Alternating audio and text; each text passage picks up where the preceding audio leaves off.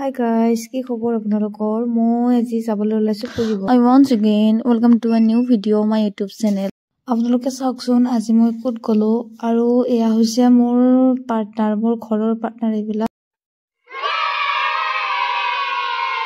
আৰু এয়া আমি আহি আছো আৰু এয়া হৈছে মোৰ ফ্ৰেণ্ড আৰু আমি দুটা আহি আছো লখিমপুৰ পুখুৰীলৈ। কিন্তু হঠাৎ ইয়াত ৰৈ দেখিলো যে ইমান মানুহ, বহুত বেছি মানুহ হৈছে আজি